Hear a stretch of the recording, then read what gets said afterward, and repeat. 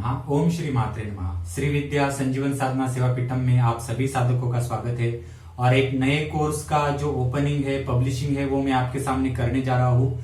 ये एक बहुत ही अनोखा और अलग नायाब कोर्स है और इस कोर्स का नाम है उच्चिष्ट चांडालिनी प्रयोग। उच्चिष्ट चांडालिनी प्रयोग जो है ये मातंगी से संबंधित प्रयोग है।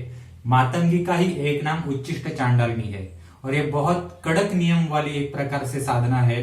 और ये साधना क्यों करनी चाहिए ये भी मैं आपको इसमें बताऊंगा। तो श्री विद्या की सेकंड स्टेज की जो देवी है राज मातंगी, राज श्यामला। मातंगी में अलग अलग प्रकार है, जैसे कि लघु श्यामला हो, वाग्वादिनी हो, या नकुली, कल्याण मातंगी, जगत रंजनी मातंगी, वश्य, शारिका, शुक श्यामला या राज मातंगी, कर्ण मातंगी, सुमुखी मातंगी। ये सारे देवी के प्रकार है मातंगी के। तो इन सारे रूपों में एक रूप है उच्चिष्ट चांडालिनी। उच्चिष्ट चांडालिनी ये बहुत तेज गति वाली साधना है। मैंने आपको पिछले लेक्चर में कहा था कि हिंदू धर्म के जो तंत्र शास्त्र है इसमें काफी सारे मंत्र तंत्र जो है वो कीलित है, उसका उत्कीलन करना पड़ता है तभी जाके वो सिद्ध हो जाते हैं। क्योंकि हिंदू धर्म के जो तंत्र था एक जमाने में काफी सारा प्रगत तंत्र था, मंत्र बहुत प्रगत थे। मंत्रों की एक प्रकार से सिद्धियां होती थी, उनको लाखों बार या करोड़ों बार जाप करने की जरूरत नहीं थी। कुछ समय रिचुअल्स करके, कुछ समय साधना से ही वो जो मंत्र थे, देवता थे, वो एनर्जेटिक हो जाते थे, लोगों को काफी कुछ एनर्जी मिल जाती थी। परंतु आज के जमाने में ये सारा कुछ सालों से नहीं हो रहा है, क्योंकि अलग अलग, जैसे कि कहा जाता है कि इस्लामिक तंत्र जो था जैसे जैसे आगे बढ़ा उन्होंने हिंदू धर्म के तंत्र को ब्लॉक कर दिया, उनके मंत्रों को ब्लॉक कर दिया कि उनकी एनर्जी पूरी तरह से हमारे पास ना आ जाए। कुछ चीजें ऐसी है कि देवताओं ने भी ये मंत्र जो है बंद करवा दिए।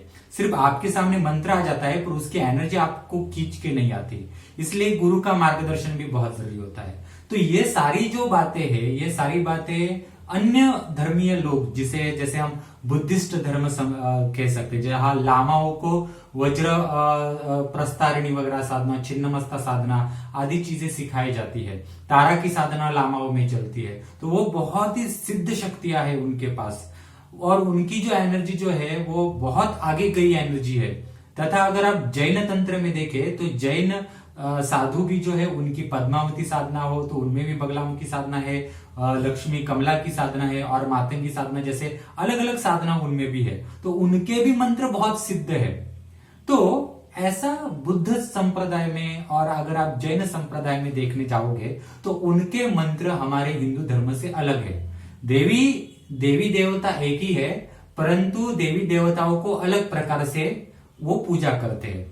तो ये लोग जो थे ये पहले ही समझ चुके थे कि इन मंत्रों का उपयोग कुछ भी नहीं है।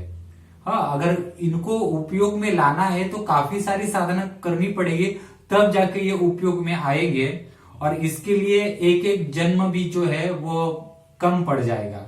तो जैन मुनियों ने क्या किया, जो उस जमाने के जो जैन सिद्ध मुनि थे, उन ऋषियों ने अपने परा शक्ति से, अपनी जो परावाणी है या जो ऊपरी जगत की जो अवस्था है उसमें जाकर उन्होंने हर एक देवता का, उनको जो जो देवता चाहिए थी उन्होंने उसको पहचान लिया, उसके तत्व को समझा और उस तत्व को जानकर उस देवता के मंत्र का निर्माण, उस देवता के यंत्र का निर्माण, उस देवता के आवरण का निर्माण अपनी भाषा में अलग नाद के रूप में कर दिया। तो वो हो गया जैन तंत्र। आप देखिए मित्रों, जैनियन जो लोग होते, जो ऋषि मुनि हो या सिद्ध है, वो दूसरों को इन्वॉल्व नहीं करते अपनी साधना में और अपनी साधना दूसरों को भी नहीं देते। इवन जो जैन मुनि है वो अपने उनके कास्ट के जो लोग हैं उनको भी वो नहीं देते। बुद्धिस्ट में भी आप जाओगे तो वो सिर्फ अपने अपने जो मर्यादित लोग हैं उन्हीं को वो देते हैं, अदर लोगों को ये सारी चीजें नहीं देते। तो बुद्धिस्ट लोगों का भी सेम है, जो बुद्धिस्ट लामा जो सिद्ध हो गए थे तो उन्होंने भी वो ऊपरी जगत में जाकर उस देवता की शक्ति को समझा और अपने हिसाब से वो ढालकर वो अपने नए मंत्र का निर्माण कर दिया। वैसे तो हमारे भी मंत्र है वो ऋषि मुनियों से ही निर्मित है, तो परंतु उसको देवताओं ने किलित कर दिया। इसलिए जैन और बुद्धिस्ट संप्रदाय को अपने अपने मंत्र शास्त्र का निर्माण करना पड़ गया। तो इसलिए हिंदू धर्म में आप देखिए कि बहुत सारे लोग जो है यूट्यूब के ऊपर अप्सरा साधना, यक्षिणी साधना, पैसे के लिए साधना, श्री विद्या के लिए साधना, शत्रु विनाश के लिए बगलाम की साधना, इसके मंत्र के चक्कर लगाते रहते हैं, परंतु प्रॉपरली साधना किसी के पास नहीं है। तो इन सारी नाद होते हैं, यानी आप बुद्धिस्ट में जाए, जैन में जाए, इस्लाम में जाए या किसी भी तंत्र में जाए, तो सब तंत्र की जो मूल शक्ति जो है, नाद ध्वनि जो होता है, वो नाद ध्वनि की मूल देवता ही मातंगी है। तो मातंगी को पहले आपको नमन करना पड़ेगा कि इन सारी नाद शक्तियों को, इन सारी मंत्र शक्तियों को समझने के लिए विदाउट मातंगी की एनर्जी से कोई मंत्र निर्माण ही नहीं हो सकता। तो 9 महाविद्याओं को अगर प्रकट भी होना है तो उनमें से मातंगी को ही पहले वो अपना जरिया बनाना पड़ता है, मातंगी के जरिए ही वो आपके सामने प्रकट हो सकती है। तो ये है मातंगी का स्वरूप। और इसमें हम 2 बुक आपके सामने पब्लिश कर रहे हैं। एक जो बुक है ये तर्पण का बुक है, और दूसरा जो बुक है वो अभिषेकम का बुक है। तर्पण और अभिषेकम के ये 2 बुक हम सेपरेट इस बार दे रहे हैं, और इसके साथ हम मातंगी देवी का एक बहुत बढ़िया फोटो भी दे रहे हैं। इसके सामने आप घर में पूजा कर सकते हो, दिया लगा सकते हो, इसके सामने आप ये कर सकते हो। तो तर्पण में डिटेल्स में सब कुछ सिखाया है, अभिषेकम में भी डिटेल्स में सिखाया है। दोनों बुक अलग अलग इसमें दिए है, और ये बाय कुरियर या बाय पोस्ट से आपको मिल जाएंगे। पूरा रिकॉर्डेड वीडियो के लिंक्स जो है वो आप स्टडी कर सकते हैं, वो कोर्स के साथ दिए जाते हैं, और घर में बैठकर ही आप साधना कर सकते हैं। इस साधना का एक रूल आप समझ लीजिए कि अगर आपको सच में ही ये साधना करनी है तो ही इन्वॉल्व हो जाओ, अपरिपक्व व्यक्तियों के लिए ये नहीं है। क्योंकि उच्चिष्ट चांडालिनी के प्रयोग थोड़े से कठिन होते हैं, थोड़े से उनका नियम है कुछ। ये साधना करते वक्त आप कोई दूसरी साधना नहीं कर सकते, ये बात भी आप ध्यान में रखिए। तो एक ही समय में आपको एक ही साधना करनी पड़ेगी, एक ही साधना पर आपको कंसंट्रेशन करना पड़ेगा, यानी उच्चिष्ट चांडालिनी में दूसरी साधना नहीं कर सकते आप, और उसी का ही जब तब जो है वो आपको रेगुलरली 1.5 से 2 महीने तक कम से कम रखना पड़ेगा, तब जाके एक पूरा एनर्जी जो आपको फील होना शुरू हो जाएगा, और आपके शरीर के ऊपर जो अलग अलग डायमेंशंस, अलग अलग आयाम है, उनका अनुभव जो सूक्ष्म शक्तियों का है वो अनुभव होना शुरू हो जाएगा, 6 सेंस बढ़नी शुरू हो जाएगी, वाचा की शुद्धि हो जाएगी, आपके नाद जो है, वोकल कॉर्ड जो है उसमें सुधार आ जाएगा, जिसे हम वैखरी कहते हैं, और एक ऊपरी जगत की वाणी जो होती है, ऊपरी जगत का जो ज्ञान होता है वो भी आपको समझ में आ जाएगा। उसी के लिए नहीं, जो आप मुंह से किसी को बोलते हैं वो भी सत्य होने के लिए भी ये बहुत इंपॉर्टेंट साधना है। इवन आप आगे जाकर कौन सी भी साधना करना चाहते हैं तो आगे जाने से पहले आपको पहले मातंगी की साधना जरूरी है, क्योंकि ये मंत्रों की देवता है। मातंगी का अर्थ क्या है कि मात अंगी, यानी माता मतलब मातृका, मातृकाओं के अंग में विभू जो विराजित शक्ति होती है उसे कहा है मातंगी। यह संपूर्ण मातृकाओं की मेन माता है। अगर आप फोटो देखेंगे मातंगी का, तो मातंगी के उच्चिष्ट चांडालिनी की जो देवता है उसके एक हाथ में कपाल है, स्कल है, तो खोपड़ी है। वो खोपड़ी क्यों है कि वो बुद्धि की देवता है, नॉलेज का प्रसारण वहां से होता है। कोई भी नॉलेज लेने के लिए आप चले जाओ तो उसके लिए आपको समझ, बुद्धि होनी आवश्यक है, और बोलने के लिए जो है वाक भी होना आवश्यक है।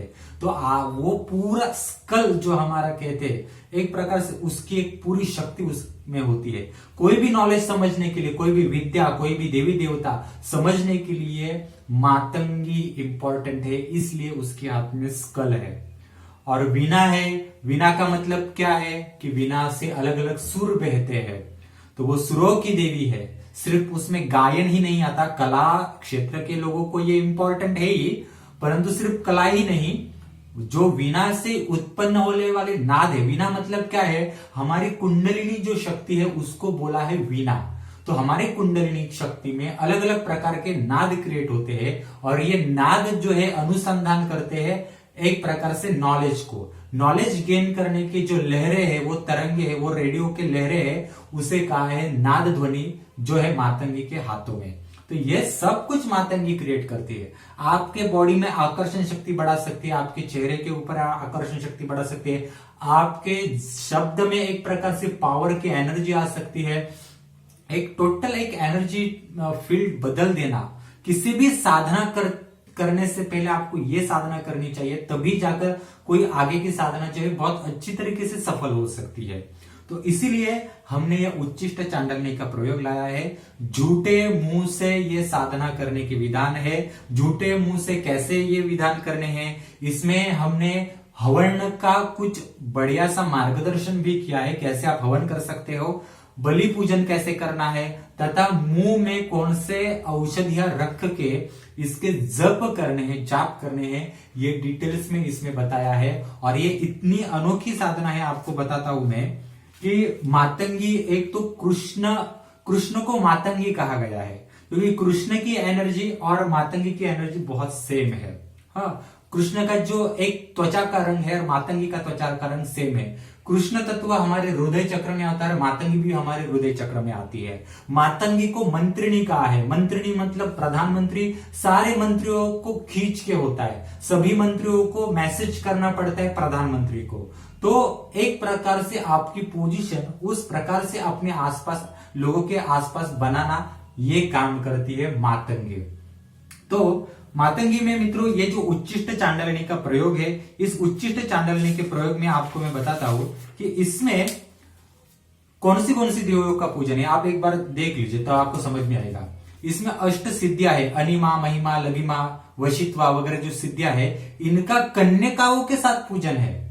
तो लघु शामल या उच्चिष्ट चांडालनी प्रयोग है, इसमें कन्यकाओं का पूजन है। और कन्यका जो है वो अष्ट सिद्धियों से जुड़ी हुई है। कन्यका जो है वो यक्ष कन्याओं से जुड़ी है। जो 8 यक्ष कन्याएं, जैसे कि पिशाची हो, यक्षा हो, नाग कन्या हो या नर कन्या हो, इनसे कन्यकाओं का पूजन है। तथा अगर आप इसका एक पूजा करने जाएंगे तो पूर्व, पश्चिम, उत्तर, दक्षिण ऐसे 4 द्वार है इसके, और चारों द्वारों में 16 प्रकार की योगिनियां वहां कमांड करती है। तो वहां 16 कन्यकाओं, 16 वहां पूजा करनी पड़ती है। जैसे कि अगर आप योगिनियों का नाम देखेंगे तो पूर्व दिशा में, देवी के पूर्व दिशा में योगिनी है काकतुंडा, शर्भानना, उलूकिका, कोटराक्षी, ये बहुत अलग नाम है। तथा अगर दक्षिण दिशा में जाएंगे देवी के, तो दक्षिण दिशा में देवी के ललजीवा, केकराक्षी, शुकी, शयना ये कमांड करती है। अगर आप देवी के पश्चिम दिशा में जाएंगे तो गर्भभक्षा, शवहस्ता,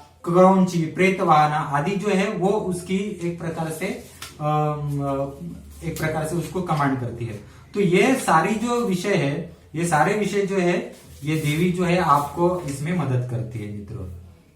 तो ये अप्सराएं है, इसमें यानी 8 अप्सराओं का पूजन है, 8 यक्ष कन्याओं का पूजन है, 8 जो है 64 प्रकार की योगिनियों का पूजन है। अलग अलग बहुत सारे नाम हैं। आप जरूर इसकी साधना कीजिए और आपको इसके जरूर इफेक्ट्स भी मिलेंगे, और करनी भी चाहिए ये आपको साधना। बस जिसे साधना की सच्ची समझ है वही हमसे कांटेक्ट करे, ये मैं आपसे विनंती करता हूं, क्योंकि सभी साधनाएं सभी के लिए भी नहीं होते।